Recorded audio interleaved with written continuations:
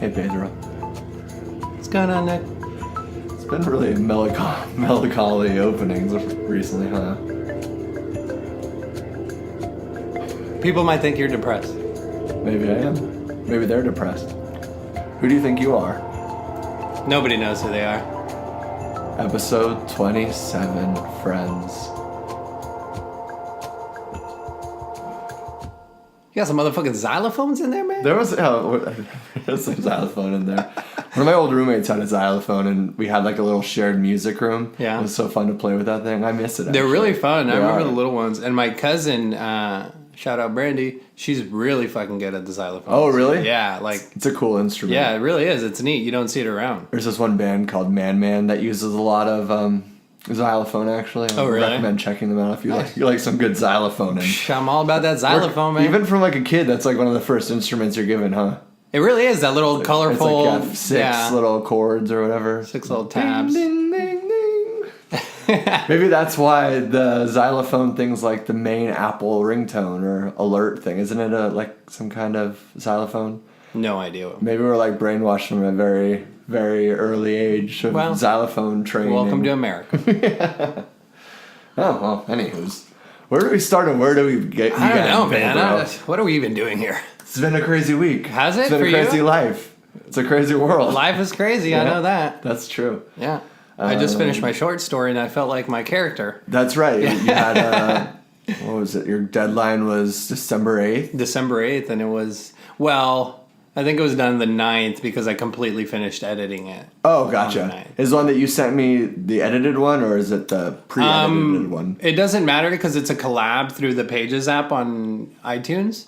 Uh-huh. So you can actually go on there while I'm typing, and you can see like me typing. It's like live stream writer. Kind of. That's kind of weird. Or you That's can just cool. do it if I'm not doing it, you can just read what I have. Yeah, gotcha. So I went back in there, and since it's a shared collaboration, like you can either choose like allow you to do some like editing or writing in it. Mm-hmm. Hence the collaboration, or I could just do view only. Yeah. So I put everybody. Which yours is, unfortunately, because I wanted to put some adjustments in there. Yeah, I know. It's a shitty story. I get it, Nick. Okay. So are you gonna publish this? Are you gonna put it out? I don't know. there, We talked about it last week, man. Yeah. Maybe once I gather a few more short stories, I kind of want to do this like maybe a story every 2 months or something like that. Short stories and collect them all together. I think that's a really cool idea. I think so too. You mentioned that to me the other day, and you're like, so like next year you'd have like a book basically of a couple short stories. You print it out. I was actually gonna print out this story for you and kind of like in a nicer paper at my mom's. Oh really? And then give it to you, just because like it's cool to have that. It really like, is little the token, tangible. and then that like that piece of like it's nice. It's like, not just on your phone. Yeah. You know what I'm saying? So yeah, I read it this morning. Actually, the first thing I woke up because I was meaning to read it all week. What did you think?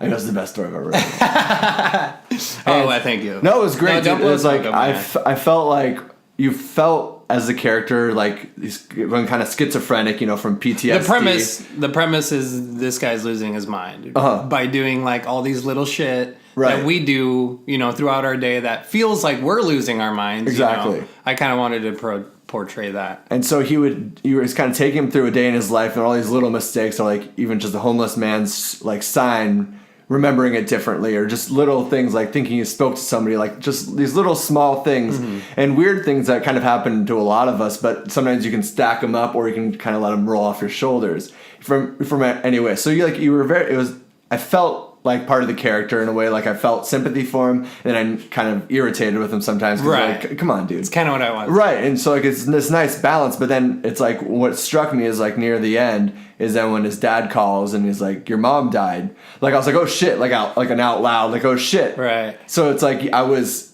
in there with That's cool, with the man. character. And so I think that's, as a writer, I think that's setting the tonal structure where you're riding the waves with the writer, that he can actually kind of carry you through to this flow that's like, I don't know, harmonious? Is that Harmonic? a word? Harmonic, yeah. Just kind of, so you're like sitting through there. So I thought that was really cool, and I was like, yeah, like this is my buddy like writing his story, like Thank putting you. it out there. So that's fucking awesome, dude. I Because appreciate it. And the thing is, for me, like even what it took me a couple days to read it, not like spread out, like, Right. but like No, you no, sent I it get to me on Saturday, then I was like, okay, I'm gonna read it sometime this week. But it already made me happy that like you set that goal for yourself and you did it, because we're all just like fucking consumers. We're all just consuming this, consuming that, not just of art, but as just people. We're buying this, buying that. We need this, we need that. What are you expelling, Right. What are you creating? And that was part of, once I completed the story, I felt accomplished in a sense, like, I finished it by the deadline. I have this is mine. I created it. I knew I could have worked on it more if I had more time, but hey, you know what? That's the deadline. That's what a deadline means, Right. And even through the editing process, I took out some little he said, she said, because my dialogue kind of got a little clunky. There were some clunky parts or Yeah. typos, but that's just with writing or with anything. You never discover Right. this without doing Right. it. And so I think the editing process definitely helped it out a bit. Yeah. I know I can definitely still work on dialogue and maybe some transitions, but I felt accomplished doing it. And there's something about stretching that muscle of creating and because for me too, it's like I put out a song, it's like I'm not really ever ready to put it out. And right after you record it, you're like, I wish I would have sung it this way. The whole time I wish I would have done this whole thing differently. Yeah.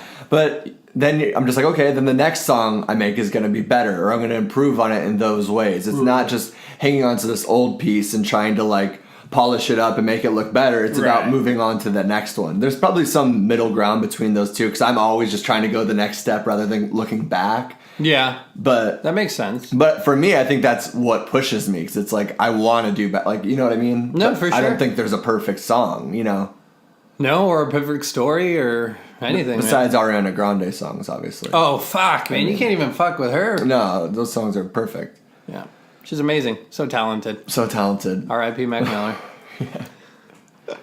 Yeah, they had like one of his last like Spotify. He was playing just on him on the piano. Spotify, songs. we're on it now. Yeah, well, that's you guys true. can fucking listen. Listen to that shit on Spotify. He was on the piano. Yeah, and just played 2 songs. I was like, this guy was next level. He was so cool. Give me some of those feels. He was too good to continue living. Yeah, maybe something like that. But anyways, yeah, I think people need to create more. I think people need to force themselves to do something artistic, even though it's easier just to sit back and watch TV or go eat some comfort food. And I don't know, the more I think you do that and you get those rewards of finishing a story, you feel that payoff more, that you strive to do things whether you don't really want to or not, just because it's how you have any personal growth as a person. I didn't want to edit this shit, dude. Yeah. Like, I sat down and I was like, fuck, I don't want to do this. Right. I threw on fucking classical music on my headphones and I was like, all right, rereading.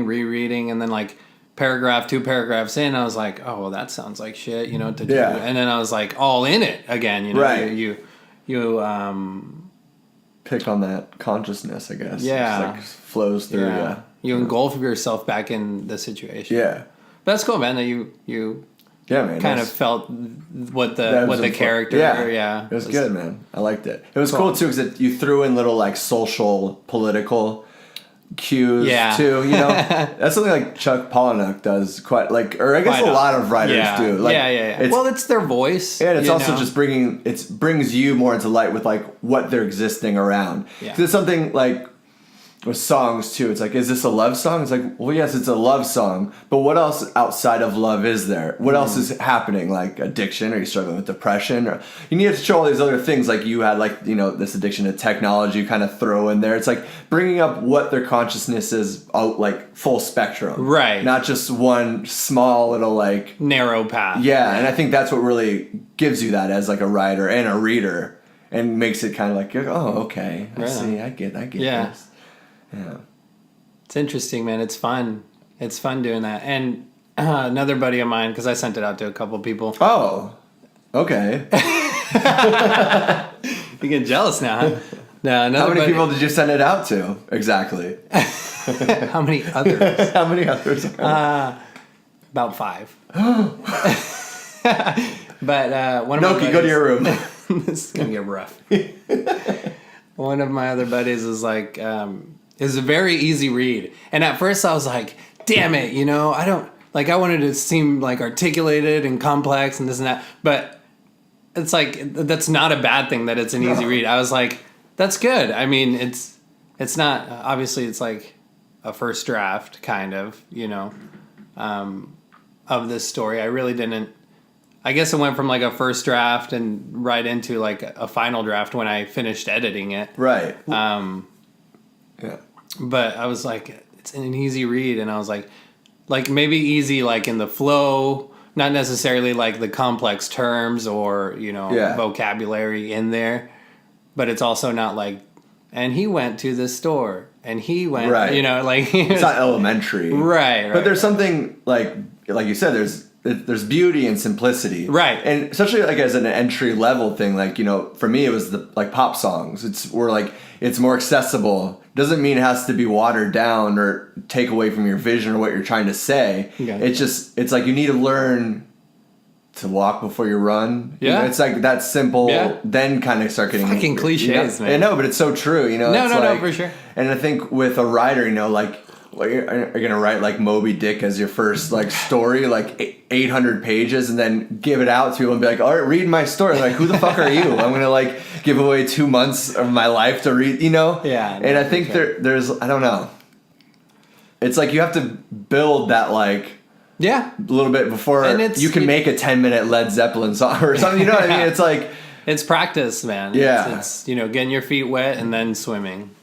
There's also that in the sense of like an early artist, of people that put so much, like 8 years, 9 years into a project before they release anything, and then they release this and expect the world to be like in awe by it. Yeah, and it's like you should have made deadlines every year and then release things rather than just kind of sitting in, because you can't ever grow from not exposing yourself. I get that if you're working like on your life's work, on your for sure. Big hurrah. Like if you take your swan song. Yeah. If you take 4 years, researching on other 2 writing, like that's a 6-year project. Yeah. If you have the leisure and money to do that, like you don't have to work. Yeah, that'd be amazing. Yeah, that'd be fucking awesome and good for you. But at the same time, I think you, like you said, you build up to that. Yeah. That's how those complex and articulated stories are formed, Yeah. It doesn't, this is a month project. This is, kind of half the time off the top of my head, and I'm just engulfing myself in writing. And like, I did some research. Like I asked people, like, what little things do you do that make you feel like you're losing your mind? I got some replies. And it was, helpful because we all do this shit. What's yours? What's your little thing? I repeat shit all the time, bro. Like to people, like. Oh, like to make sure they heard something or no, something, or? Like I forget that I even said that before. Oh, and gotcha. then I'll like tell them again. Yeah. And so then they're like, yeah, you said that yesterday, or I'm just like, I did. Mine just my OCD of like leaving the house drives me crazy. Like checking my stove and candles and really. Oh, dude, it's insane. It's like crippling sometimes. I'm serious. I didn't know that. That's crazy. I've gotten a little better at it in some like ways, because I used to be like carried in my car and locking my car, making sure my windows like I tried to subvert more and more of like these OCD tendencies, of like, because you're the one giving life to them. You know what I mean? It's like, and I should be aware of, then there's like that voice in your head where it's like, yeah, but this one time, like your house will burn down, and then it is your fault because you didn't check or this or that. I read like some techniques at one point, because I was like, okay, I need to fucking try to get better, because it's like I said, like crippling. Like it really is sometimes. And I'm actually like right now in a pattern of it being super fucking annoying again, where it's like, God damn it, you don't need to check it 10 fucking times before you leave.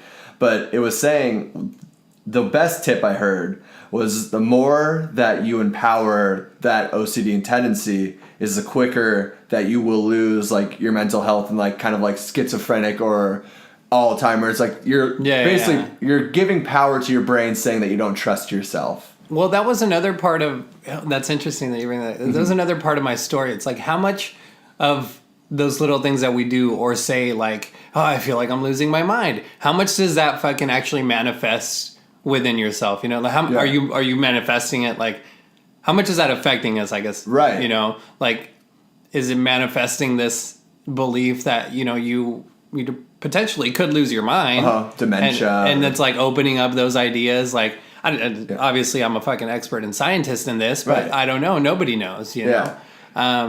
It's whether you look at it like as a hiccup or a misstep, or if you say it's a part of your like rut, or you get, that I think that's the problem. Yeah, it's like if you start saying these little things, I told you I'm depressed, like this is why this is happening to me, this is why this is happening to me, like, and it's funny because like there was a dead crow like outside of my front door for like a week or something, and the day that it was like appeared. Didn't give it a burial, man? Yeah, right. The day that it appeared was like, I don't know, I was just been in like a big depressive rut, just like burnt out really from everything. And just like, it's like those little things. I'm like, see, this is why. See, like, then you start even giving like the devil's coming, like, and kind of joking about it, like it's a bad omen or whatever. Yeah. But you could fall into that way of thinking and be like something's around the corner, like it starts like gloomy. You build that story inside of your head, and you start existing in that realm, I guess, rather than being like, oh, that's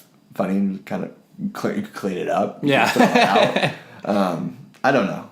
Yeah, no, it's the stories we tell ourselves, you know? Yeah. About ourselves. The stories we tell ourselves. I got to quote Darren Brown on that one. Yeah. Good man. Planet Earth 2 came out last week, and I was fucking stoked, dude, because somebody at work was telling me about it the week prior, and I was like, dude, I knew when it first came out. I was like, I was gonna buy it on iTunes, but I've been trying to be better about my money, because I'm like, it's gonna be on Netflix in like Blue Planet. Yeah, what'd I say? Planet Earth. Yeah, sorry. Yeah. Blue Planet, and I wanted to buy it when it came out, but I was like, I need to save some money. It's gonna be on Netflix in 6 months. You can fucking wait. And so finally it was released, and I was like, yes. I know. I'm 2 episodes in. Yeah, me too. And the Deep Sea one has been my favorite one so far. But like the thing that got me from the very, very get-go, I think it was the first episode, it's like, we know more about the surface of Mars than the bottom of the floor of the ocean. Yeah. And like, holy shit, we do. like, yeah, well, fuck, we do. Like, they discovered like 25 species just like in that episode. It's so like, alien, bro. And it's like, why are we looking out rather than looking in? Yeah. Like, why are Take we? it back a couple episodes. Why do you think that is? And I think a lot of the technology, like the pressure is so intense down in the sea that's like not a whole lot, but robotics can go down there. Yeah, but if like we're putting trillions or billions of dollars like into like that's these true. space We're going out things, to space too. Yeah, I mean that, and I was like, well, you see like Elon Musk has SpaceX, then you have Bezos has Blue Ultra or something like that. Like they both have these like space shuttle things to make like rich people go out there. Like I was like, Virgin Mobile's doing that too. What's that guy's name? And it's like, so for vacation or like also like could be escape pods. Really? Like, do you think they're trying to figure out if Mars is like habitable because like they want to get the fuck away because they already see the demise of Earth? You know, they see like glaciers and they have the money to do so. Right. I mean, like, what's his face? Elon Musk says like 500,000 just to go up there and kind of like, whee, you know, but I mean, I could see like for millions and millions of dollars, like people going up there to exist just because they're like, well, Earth, you're fucked. Like, I mean, people spend $10 million on bunkers and stuff like that. Why don't they'd probably look out like to fly away too, right? Right. That's kind of creepy. What was that movie? That space movie where they were living out on this space station. Mm-hmm. But it had like plants and all that too. Xenon Girl of the 20th Century. Maybe. I don't know. That was a great show. I don't know why it ever got canceled. But no, it was a more recent movie. I can't remember. But I kind of see that like living in a space station for a while maybe we create Mars and make it more inhabitable or habitable. Have you ever seen the movie Moon before? That's a fucking amazing movie. Yeah? What's it about? If you ever want to like watch a mind fuck of a movie, watch that movie. Basically this guy's like up, I think it's Mars or Moon, probably the Moon, so it's called Moon. Yeah, and he's just I don't know, it's hard. I don't want to ruin it for anybody. Like I really want people to watch this movie. It's so fucking.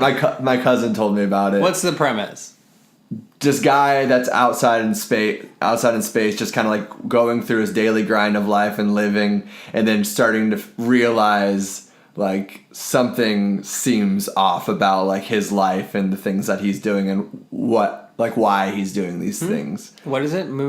Just Moon. Moon? Yeah. Okay. It's Sam Rockwell, and he's an amazing actor. Anyways, back to this planet. Zoop. With a planet or two, deep sea. There's like you see like that transgender fish. It's like she's a female. Oh my God, goes dude. into a rock, comes out a male. Like, well, that's crazy. I lost my head on that. I know, dude. me too. Not because I was so high, but I love watching those shows high. Yeah. Just the narration in it and like The some of that shit seems CGI, bro. It's like so I know it's so dude, weird. it is so alien-like. The colors, the vibrant neon colors on the under very the very sea. bottom. Yeah, those dude. things that clone themselves, so they've been alive for like 4,000 years. Don't tell me. I haven't seen that shit. That's the second episode. Well, I'm like halfway through. Oh, gotcha. Yeah, deep sea, man. That shit's crazy. No, but that fish. Well, as he was narrating, and he's like, and the fish is now going through this transformation. Yeah. This and that, and you see this fish like just on its side. And what is it? How long does it take? In a couple months. Is it a couple months? Yeah. And then it like comes back out looking like the male fish. I'm like, Yeah. oh shit. That's a transgender fish right there. Exactly. Very 2018. Good for her. Him, it, they, zim, zim. Here I am. I don't know. Yeah, man. And then like dolphins, which are crazy to watch. It's funny, like they have fun because they go surfing like for no reason. Like they're just enjoying themselves. And I was talking to somebody about this, and I was like, we say dolphins are one of the smartest animals, and like, why is that? And like, I don't really have an answer.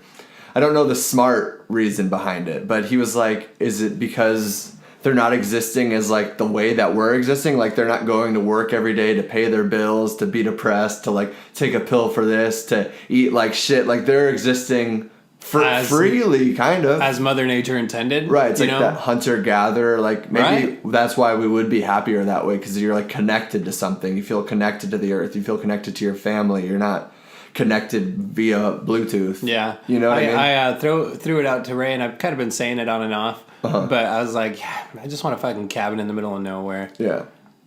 And she didn't say no. So I'm like, oh, maybe it's starting to stick, you know? Just, save up some cash, sell everything, and get some chickens. Boom, chickens, goats, and cows. That's all you need, man.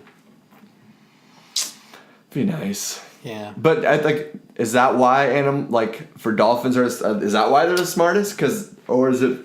I mean, how they communicate in like ways that don't they rape each other a lot though? Isn't that the one bad thing about dolphins? I feel like I've heard that somewhere. You got rape culture everywhere, man. Humans, dolphins. What's weird is like if it exists in nature, it exists in like the human condition, I guess. So you think about like transgender. There's fishes down there doing that same thing.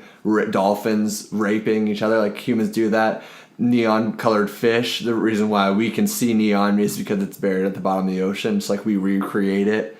There's a weird is there a weird connection there? It's like so we can learn so much about I don't know. us. Maybe evolution. Right. Yeah. Right. Exactly. Yeah. Exactly. Yeah. Because it's like if it's ingrained in us, it's engraved in us. Then it's like making something click, making some wheels turn, or making see those things. There was Life is weird. Life is very weird. There was that episode, I think you said you were listening to it last time, on Joe Rogan, like that. A lot of this kind of the way I've been thinking, I think I listened to that last week. And it just it was a trippy episode. It was like that Dr. Ben Gritzel, or I don't know. I'm so bad with names. Guy with a weird hat. That's what everybody says, but I'm always like, I don't know. Listen. Well, I just, you see it like on the Instagram. IG, on Instagram. Which you can follow us, by the way. That episode was so good, and the thing that really was crazy for me is he kept on talking about singularity. I haven't finished it completely, but you can go ahead and spoil it. Yeah, so I'm like, I know I've heard the phrase before, like what singularity is, but I've never really gotten into it. And he's talking about basically how we're super close to building like a super robot that's so much smarter than us, that can figure out algorithms and patterns that would take us decades and decades to fix, or think about things that we couldn't even begin to process. And we're so close to that and the second that it's like engineered, this like that 1 second, that singular moment, everything is going to change like instantly. Like the way that we would be existing and way that we see things or understand things. And this computer is so fucking smart that it could have gone back in time, told us this to create the supercomputer so then we can become that. So like the fact that maybe there's a simulation, the fact that we're trying to create a simulation means that there is a simulation. That's how smart that computer is. It's like, is this a computer in China? I don't know where it is. China. Yeah, because he's out of Hong Kong, so China. So yeah, probably somewhere. I don't know, but this kind of technology is 5 to, like you said, 20 years tops away. Well, he said 5 to 30. Yeah. But then again, he also said, what does it matter if that was 10,000 years ago or 10,050 Oh, yeah, years that's ago, right. You know? Basically, he's saying, like, it's going to happen. It's inevitable. And then when it does happen, it's like, yeah, it's like a breath. It's like, right. well. And then he was getting into, like, are we here? Are we not here? Like that, the whole simulation feel of, like, and that kind of goes back with, like, the dolphins or these things like these habits that we have as humans, like what's in our DNA, and then can that be manipulated by future and past times? If like with space and time are, you know, interchangeable in these weird ways that like if a computer was so smart, it knew it could basically time travel to make us be like, like this little, our ears kind of perk up when we start creating these things. I don't know. That's interesting. It's trippy shit. Yeah, dude. it is very trippy. Yeah. It's kind of scary, but what I got out of what I've listened so far, he was saying like, he was kind of comparing it to his kids. Like you instill these values in your kids that you believe in, but then at the same time, they're going to be their own person too. That's stuck up for me too. With like AI, they're gonna, obviously you would hope that the AI has like this sympathetic feel or empathetic feel towards humans, that it's like, oh, well, these guys created me, I'm not gonna destroy them, I just know they're fucking stupid. You know, like you don't want that to overturn and with AI like taking over, you know, annihilating the human race, or like you want them to be able to coexist per se, right? But what, like, it's artificial intelligence. It's on its own, you know. It's self-standing and it's gonna do whatever the fuck it wants in the end, right? Yeah. Well, that's what kind of scares me. Well, there's a couple of things where like you can be scared. Like we don't treat humans nicely, so like the robots aren't going to treat us back nicely. So it's like do unto others, you know, this simple. Yeah. And then he brought up too, cliche? where it's like we're afraid of them not having our morals, but we don't know what our morals are going to be in 20 years anyways. Like they've changed over the last 20 years, 30 years, 40 years, 100 years, fucking radically changed. No, for sure. So what we believe is for the robots to feel is not always necessarily correct either. And if they are smarter and they see all these patterns, they're playing out, you know, the end result of all these different ways, you know, even if we're not satisfied with the way that they're doing things, like if they're like, we need to eliminate the human race, I mean, they're probably like, yeah, they're polluting the environment, they're killing each other, they're gonna start a fucking nuclear war. Like, who the fuck is Trump? Yeah, this is the guy that they fucking chose. They're spending millions of dollars watching fucking football games and shit. They're killing themselves, literally eating shitty food and killing themselves. Maybe we should take these guys out. And like, as a human, you're like, I don't know. No, please don't. Like, we're good people. And they're like, really? Let's just pull up the news. It's like, man murders whole family. Man rapes and gets away with it. There's racism still alive. It's like, I don't know. Like, maybe are we good people? Are we? Yeah. So, I mean, so that's the issue. Is we're afraid of change because that could be the end of our existence.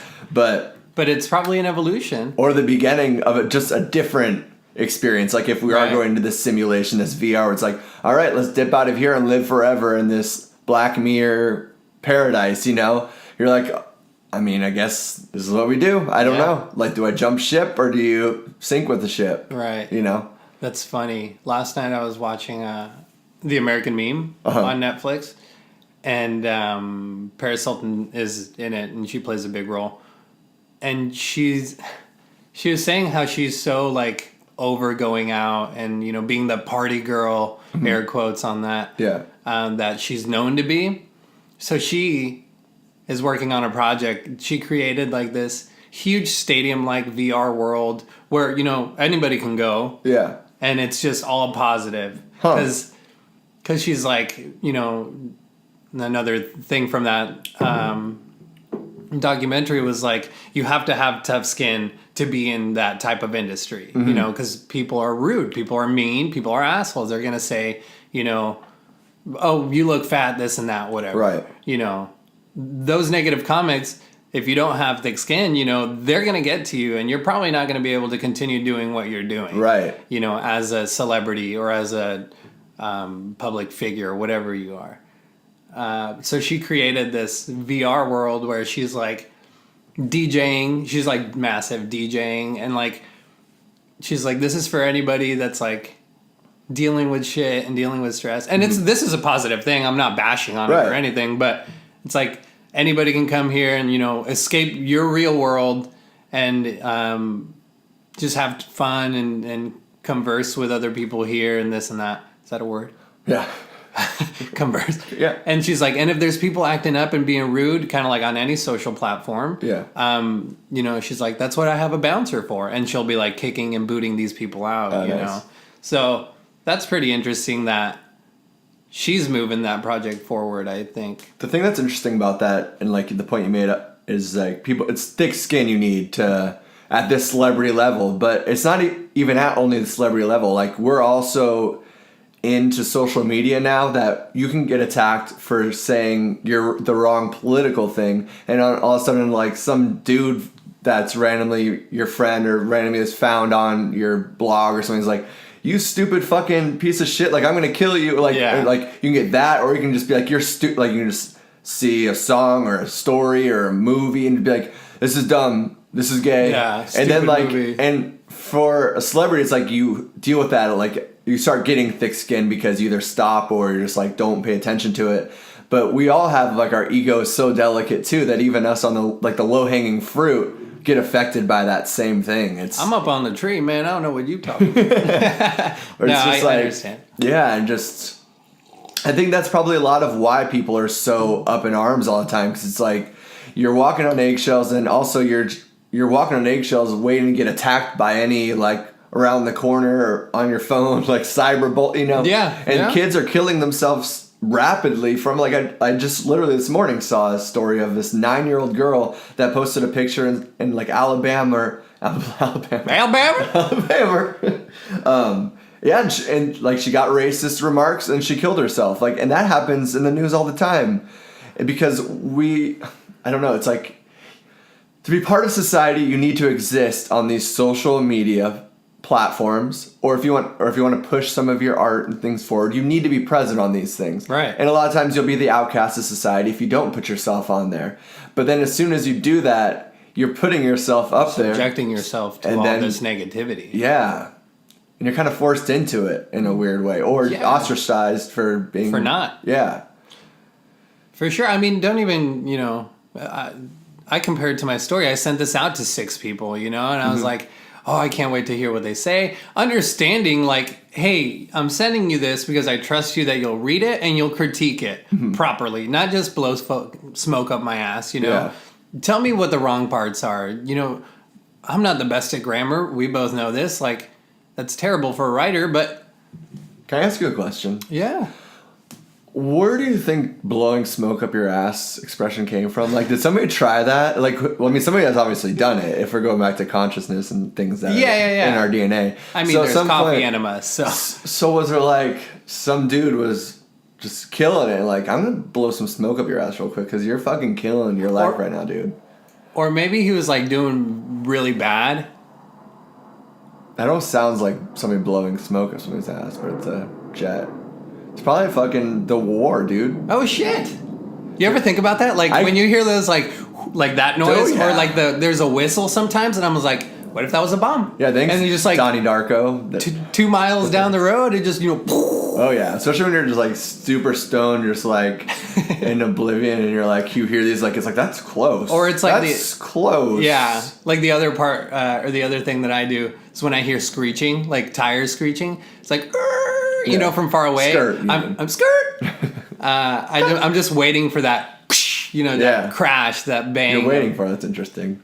Well, it's like skirt, and then nothing. It's like, oh, that guy just hit his brakes really hard. Right. He almost got into a car accident, you know. So it's like I've heard it once. And I've never heard it again. So it's just like, and I was just like, that's awesome. That's awesome. I mean, I hope they're okay, but did he get smoke blown up his ass is the question. Yeah, well, maybe it was like he was doing terrible. The person was doing really shitty in whatever he was trying to accomplish. And one guy's like, you know what? I'm going to tell him he's doing great. And he's just like, hey, man, you're really doing good out there. This and that. And the guy got more confidence and just realized that he sucks. Is it a smoke and mirrors play? Maybe that's what it is. I don't know. But it reminds me of this movie that, it's on Hulu. And Meryl Streep's in it. And it's like kind of back in the day, and she's like this, you know, singer, but she's terrible singing. Like she's not good. Yeah. And it's a really funny movie. I'll get the name of it later. But they hire a pianist, and so he starts playing, and then she starts singing, and he's just like cracking up, like he can't help because she's so bad, you know. Yeah. And then everybody around her, like she sold out stadiums. I believe this is a true story too. Sold out stadiums and like arenas and whatnot. Yeah. And everybody was like, "Oh, you know, bravo!" They were all blowing smoke up her ass. Oh, that's so funny. But the pianist was like, you know, is comedic in the beginning, but towards the end, he felt sympathy and like. For her because, you know, she knew she wasn't good. Right. And even in the end, she's like, spoiler alert, even in the end, she's like, I know I was never good, but nobody can say that I didn't do it. Right. You know? Yeah. And it was, and she sold out like arenas, this and that. That's funny. It's a good movie, man. It's funny. That's the truth in keeping that grind alive though, too, right? Yeah. You know what I mean? Because it's always going to be there. Like you have that story at the end of the day now moving forward. And you have the first one, the second one, the third one. Right. You know? And you know what? She didn't do it for them. She was doing it for herself. That's the only reason you can do anything. I mean, come on. That's why I masturbate. Right? That was pretty, I mean, 37 minutes into no masturbation jokes. God damn it. We're taking our critique seriously here at Who Do You Think You Are headquarters. I heard this, speaking of like, airplanes and bombers and shit going over. I heard this Albert Einstein quote, which I love. It's so good. I do not know with what weapons World War III will be fought, but World War IV will be fought with sticks and stones. That is funny, dude. Isn't that crazy? Oh, that gave me chills. It's a good fucking quote, dude. Because I think you've brought it up a couple times when we talk about wars. Like, right. Were you the one who's like, can you see war on U.S. soil? Oh, yeah. And I'm like, I can see attacks, but as the second a superpower attacks another superpower, this shit's blowing up, dude. We're talking about China? Yeah, China, Russia. North Korea. Like, the second North Korea, let's say they do shoot a bomb and it does connect, which they could. Anybody could. Mm-hmm. We all have the technology. But the second they do that, we're lighting this shit up and everybody's its own. Yeah, it's gonna be like sticks and stones in the next war because we're gonna devolve. Devo.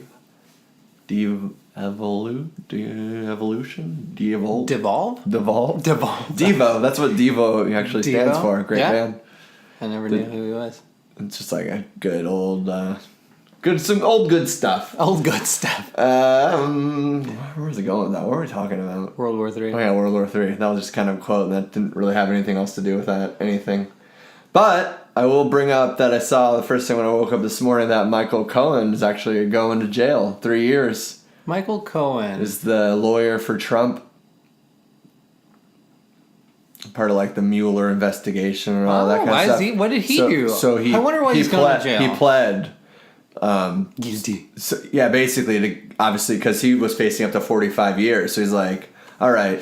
But it's crazy when you actually see these political people going to jail. I mean, three years. Well, like also high-ranking political people. Yeah, right? Dude. Because like, what's crazy about that is when you see it happening, because people usually get away with it for so much, is it because we have so much networking and, you know, we all talk about it more often that you're less likely to get away with shit because people are talking about it a lot?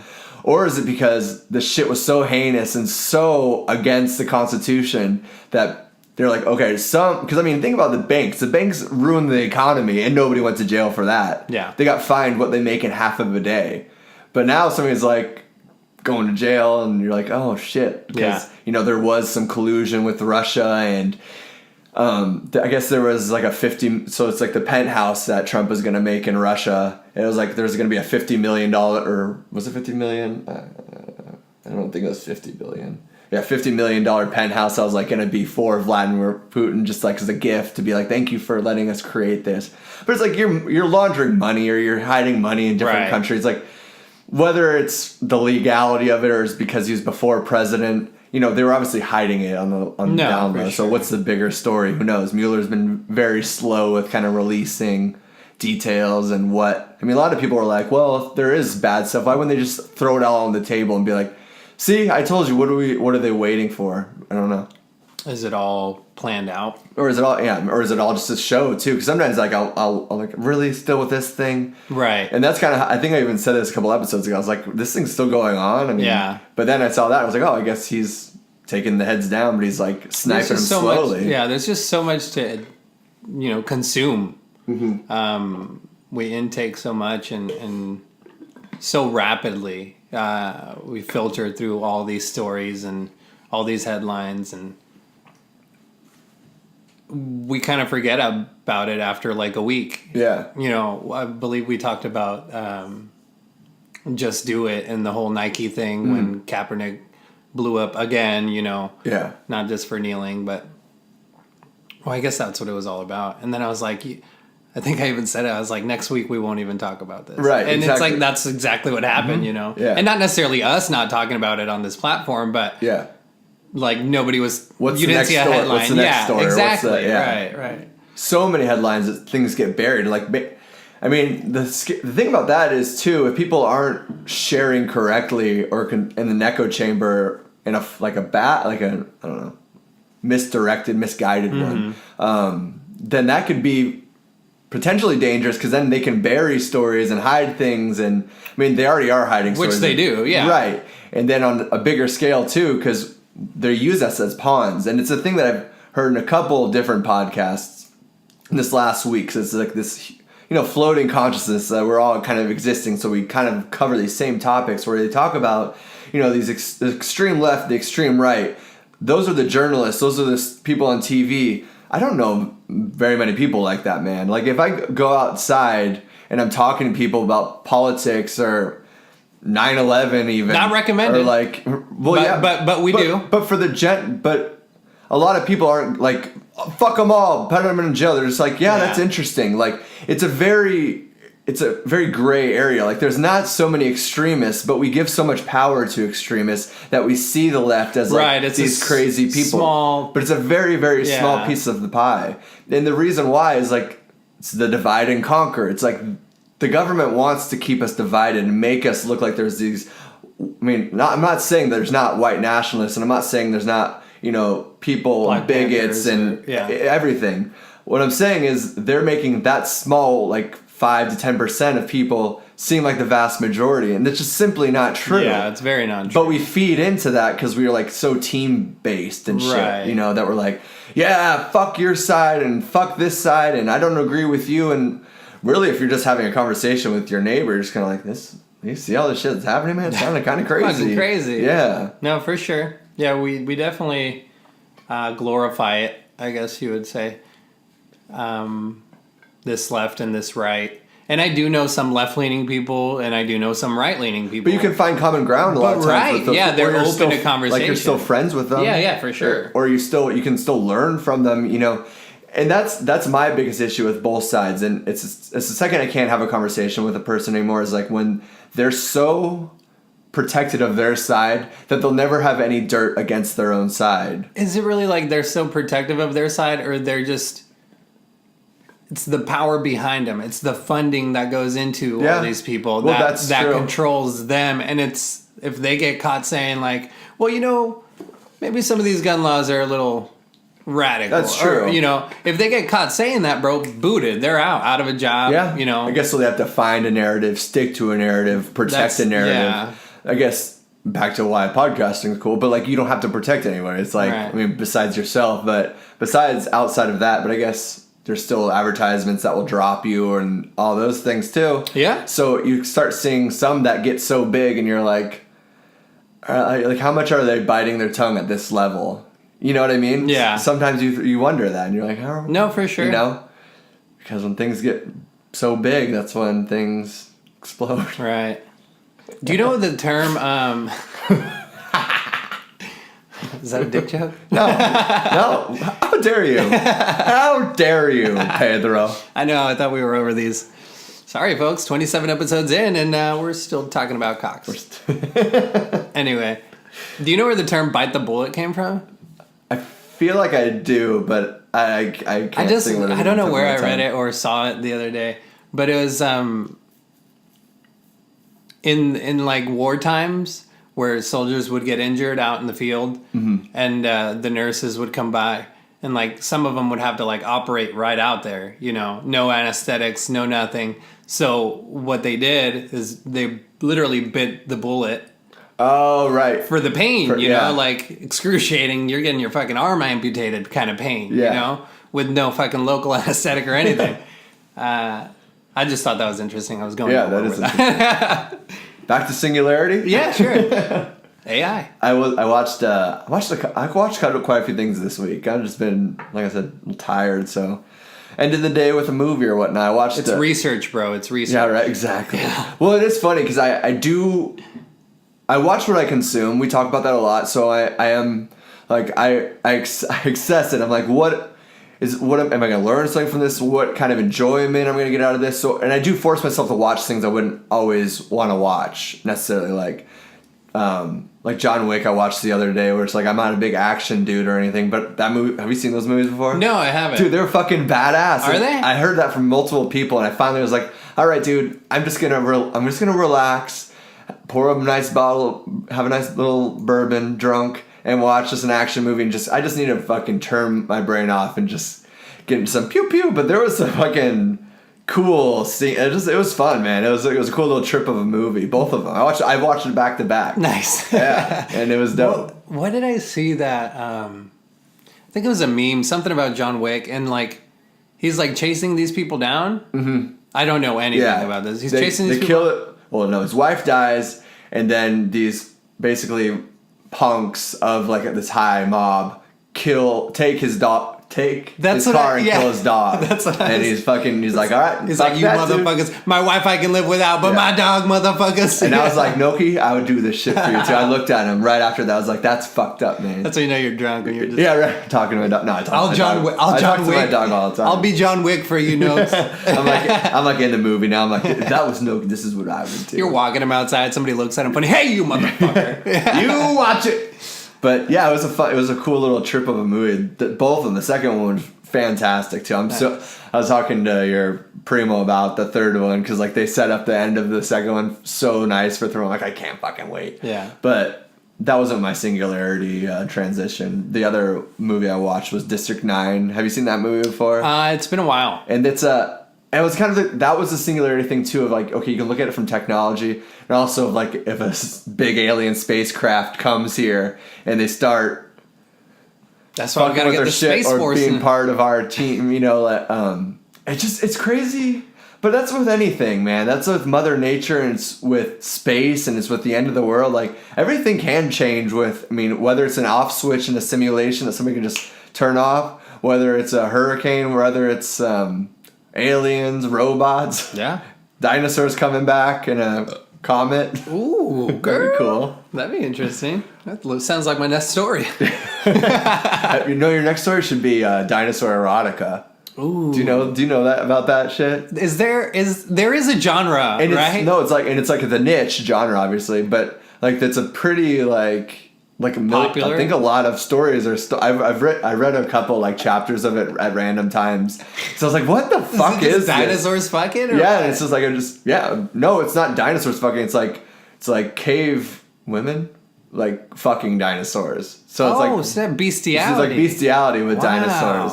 So like girls are like sitting in bathtubs, like drinking wine, like reading. like ooh. pterodactyl. She's like, Can't wait to get that long neck dick. yeah, look at that dick. You got 3 dicks. But that's crazy. That's so funny.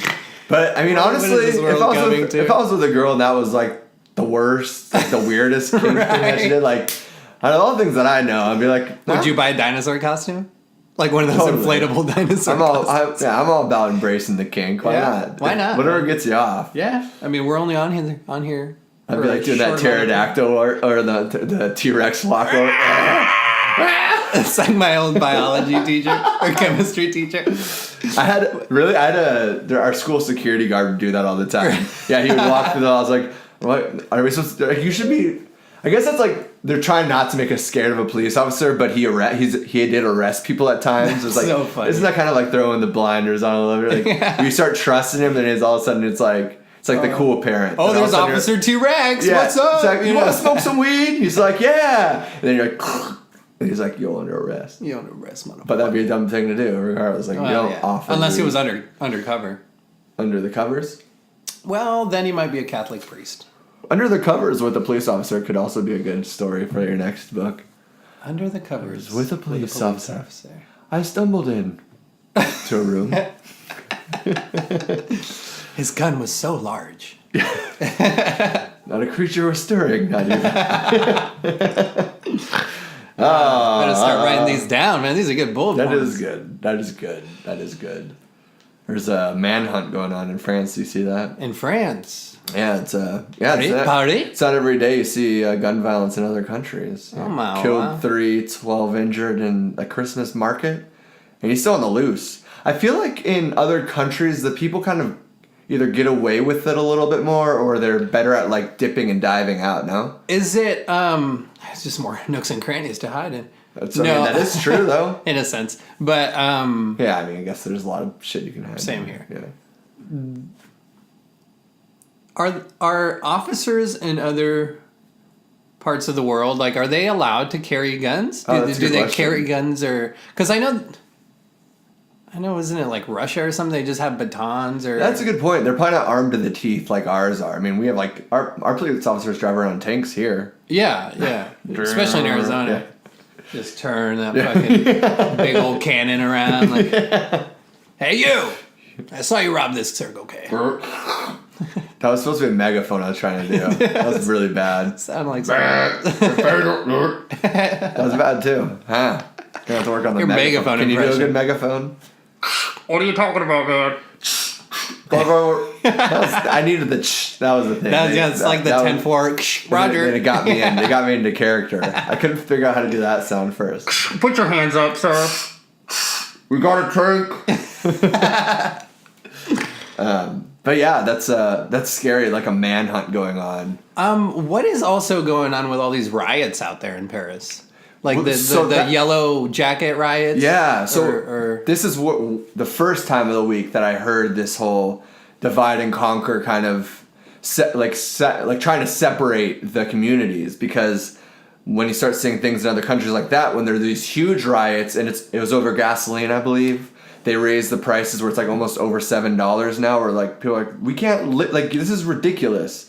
So they're like all up in arms, and they're all coming together because which is good to see. Yeah, but so it's just that's why our news tries to divide us, because if we were all meeting up together and being like, there's a lot of fucking shit that's going on that we shouldn't allow, but instead they throw these little. Like, should you go to the same bathroom as these people that have been... Like, they try to throw these hot button issues to distract us rather than coming together and being like, we're bigger than this. Yeah. Like, us as a, we're humans. Right. And the problem is, too, we're trying to make everybody so... and this probably sounds bad. Like, we're trying to be also individualistic and making ourselves feel so special and so... Oh, I'm this and I'm this or that. I've created that, like... I have a name, I have a stance. I'm somebody. Like, motherfucker, you're a human. Yeah. And that's all you are. And that's all you are really ever going to be. At the end of your life, what is that? What is that quote that I'm butchering? your grave is just going to be as deep as mine too, you know? Right. Oh, that's good. Yeah. Something like that. Like meditating, it's like when you strip yourself back, and if you put yourself like that into anybody else's shoes, anybody that you're looking at, you are that same person. Like you are that same breathing apparatus. Right. But the ego gets in the way, and all these things, and our ideas and beliefs and morals, which are good things, and we can craft and grow from those and share them. But we need to be very careful with not using them as like weapons, or trying to just, at least not using them to be objects to make us fumble on our way to like be a better, I don't know, better society. You know, you think about planet Earth or Blue Planet, and you see all these different walks of life, and we're just part of that animal kingdom. Like, do they name each other too? Like, do they probably? Well, what got me during that Blue Planet, right? Yeah, Blue Planet or Planet Earth. Yeah. You fucking confused Planet me. Earth is incredible too. That was really good too. That was what got me is like they kind of made it seem in one part where these false killer whales were hunting dolphins, or they're like, and these false killer whales can hear the dolphins, you know, from miles away, and it's like they're chasing, and the dolphins are like swimming away from them, you know. But at the end, it comes to a point where they're like, the dolphins turn around and they face them. Yeah. And it's like they recognize each other, and that's what they said. Like scientists are now starting to believe like they're old friends, and you know, working together maybe to hunt or something. I don't know. Right. But that's interesting, like how you were saying we're all divided, and yeah, we play, you know, that chase game with everybody to the left, to the right. But if we all just turned around and kind of faced each other, we'd have a lot more in common. And want a bigger, better, not even just America, but world, that we're all cohabit, like existing, trying to make better things, trying to make our health better. Yeah. But it's power, greed, all those things, that's the corruption, that's the root of evil. And that's the controlling aspect. I think the issue too is like when you get so big, you need more strings, you need more help from people kind of helping boost you up. Right. But when you get bigger, more and more people involved, there's going to be a couple rats involved at some point. You're going to start getting somebody that's like, the robots are like, hey, that's a bad guy. Hey, that's a bad guy. That's a bad guy. The robot's like, do not communicate with this person. And they're like, hey, that's me. That's a good robot. Thank you. It's very realistic. Way better than your microphone. Megaphone. I'm a robot. No, I'm a robot on this megaphone. This is the police. Police robot. That's funny, man. Police robots, bro, coming. Oh, yeah. Oh, yeah. Heavy Metal. Was that episode on butt sex robots? Yeah. That's exactly what it was about. No, the University of Michigan, did you see that fucking contact lens that they're making? Yeah, I did. Yeah. Oh, dude, that shit's scary. I know, it was crazy. They kind of talked about it on the Taking It Back to the Joe Rogan podcast with Dr. Bob. How did they end up being able to do it? 'Cause he was saying it'd be impossible because you need like the interface and the battery and everything would be so big for your eye. No? That's why I watched it. I was like, I don't know, is this real or not? Yeah, I don't know how far off it is. Yeah. But it's interesting that they're working on it, trying to develop it. And maybe it's like the battery power on that, or the live source to that contact cell. What it is essentially the episode in Black Mirror where you can control, like, you have the little bead implanted on the side of your head, and your eye can see, like, it's pretty much your phone in this contact lens. Like, you can see your pictures, you can see your messages with this contact lens or whatever. But maybe they're integrating the power system on that contact lens to be powered by your body. Like or blood or something flowing through it? Yeah, I don't know. Yeah, I don't know how they would do that, obviously. That's some alien my expertise shit. Your blood would power or something. I'm sure they could figure that out, right? Maybe. It's like an ecosystem. You're just trying to use the energy. While your blood flows through it, it's creating friction, and that friction's gathering that energy and creating. I mean, we know everything.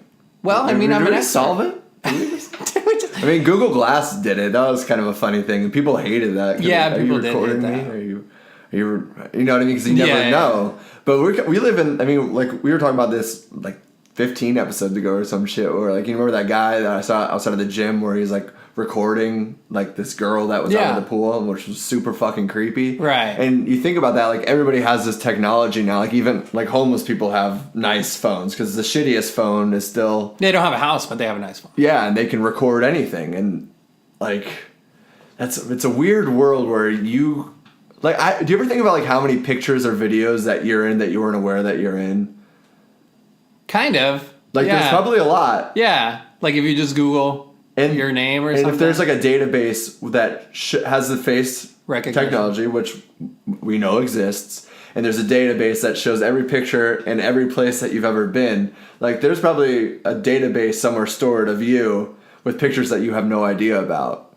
Probably. Right? Yeah. And things that you've said that you didn't, like, think twice about. Especially on this podcast. I know, we're just throwing it all out there. But even to that real sense of having an Alexa or having a phone and your phone always listening to you, I don't think doing this and doing just existing and you and I having this conversation in a coffee shop, I think trigger words are trigger words at any point now. That no matter what context you bring them up at, whether it's on a podcast, in a song, in a story, in a text message, I think they're being... like data mined somewhere. Right. Who was it? Was it? It's one of the big like WikiLeaks guy that like Snowden? I think so. And he was like 5 years ago. He's like, even 5 years ago, the average American would be shocked at how much data the government has on you. Like you would be like terrified by it. And that was 5 years ago. Yeah. And now my phone needs to open through my face. Yeah. I don't even know my fucking passwords anymore to most places, to be honest with you. Because I go to places and it's like, use suggested password. I'm like, okay, yeah, link it all just to remember. Cause, I mean, it makes sense that that's more protected from a hacker, I would imagine. Maybe not, because maybe that's how they process the patterns. Yeah. But... I'm just like, I don't care, whatever. I mean, if you got nothing to hide and you're not trying to overthrow a government or, you know, being this loud revolutionary voice, I don't think they're paying attention. But they could also craft a narrative easily too. They could frame your ass for sure. Yeah, where they can. I know. What is it like? They showed this a white man that was arrested and that killed somebody, then a black man. We talked. Oh yeah, right? yeah. And how the narrative was extremely different, right? Because they can just take these little pieces of information. Yeah, it was that asshole that killed his wife, pregnant wife, and the 2 kid daughters. That was the guy that was protecting. And the who was it? I don't remember. The black guy was like daughter, I believe, because some creep followed her into the bathroom. And they used like his mugshot rather than using a family picture. Right. With the white guy to show him like with his family and just. That's making the narrative. Yeah, you can always craft it so many different ways. Divide and conquer. Divide and conquer. Baby. Keep us divided. We will never rise. Keep us divided. You gotta run from the simulation. Yeah, I don't know, man. It's beautiful, isn't it? Life. Sayonara. Who do you think you are, podcast listeners? And thank you for listening, folks. Thank you for listening. We do love you. We do appreciate the likes and the follows. Powering down. That was a shitty robot. Powering down. Shh.